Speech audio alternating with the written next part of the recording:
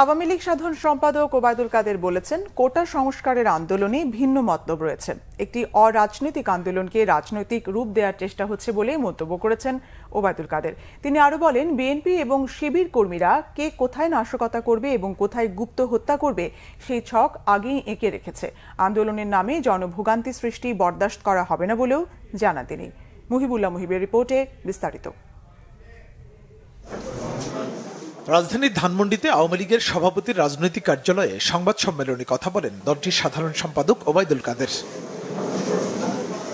এ সময় তিনি বলেন, আন্দোলনের নামে লাল সবুজের পতাকা কলঙ্কিত করছে স্বঘোষিত রাজাকারেরা। এই আন্দোলনের কুশীলব হিসেবে বিএনপি জামাত কাজ করছে বলে অভিযোগ করেন তিনি। তথাকথিত আন্দোলন, যার সাথে জনগণের সম্পৃক্ততা নেই এবং স্বাধীনতা সার্বভৌমত্বকে যেই আন্দোলন টার্গেট করে, মুক্তিযুদ্ধকে টার্গেট করে, মুক্তিযুদ্ধের ইতিহাস নিয়ে বিকৃত বক্তব্য উত্থাপন করে, সেই আন্দোলন আমরা মোকাবিলা করব, প্রতিহত করব এবং ইনশাআল্লাহ পরাস্ত করব।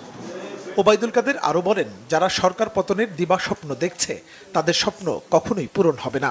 কোটা আন্দোলন নিয়ে যুক্তরাষ্ট্রের স্টেট ডিপার্টমেন্টের দেয়া বিবৃতির কড়া সমালোচনাও করেন তিনি। মার্কিন পররাষ্ট্র দপ্তরের মুখপাত্র ম্যাথিউ মিলারের বক্তব্য